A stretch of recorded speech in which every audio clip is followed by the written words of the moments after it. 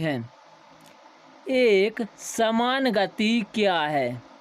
जब कोई वस्तु, देखिए आपको यह एक वस्तु दिख रही है, समान समय में समान दूरी तय करती है।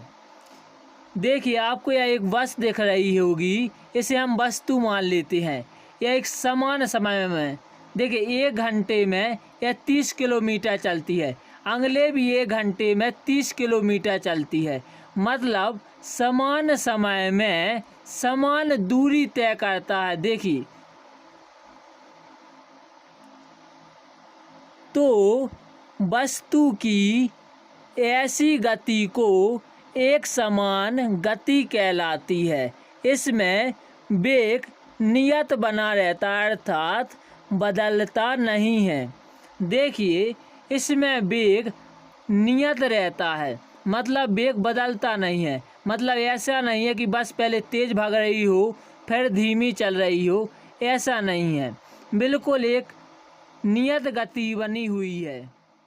तो हम नोट्स में आइए अगला प्रश्न है, परिवर्ती गति से क्या तात्पर्य है? जब कोई वस्तु, हम इस वस्तु को क्या मान लें? वस्तु मान लेते हैं, समान समय में समान दूरी तय नहीं करती है तो वस्तु की ऐसी गति को परिवर्ती गति कहते हैं।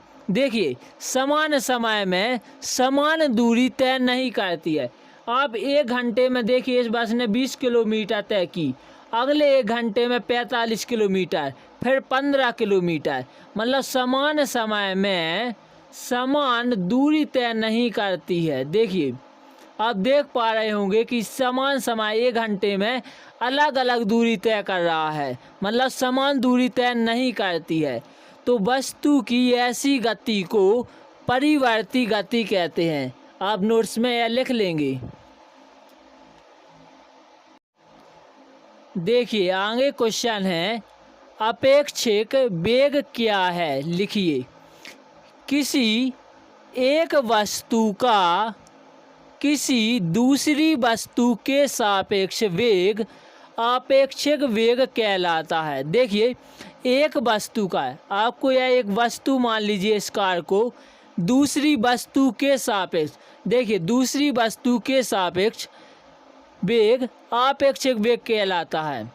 देखिए हम उदाहरण से समझते हैं, आपको वैसे इतना ही लिखना है अपने नोट्स में, उदाहरण केवल समझने के लिए है। देखिए मान लीजिए एक कार की गति 60 किलोमीटर प्रति आवर है और बी कार रुकी हुई है।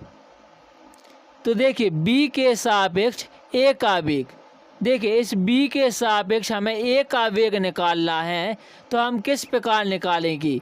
ए का वेग, हमने ए का वेग लिख दिया है जो कि 60 किलोमीटर है प्रति आवर है, और बी का वेग, आप बी का वेग देख रहे होंगे कि 0 है।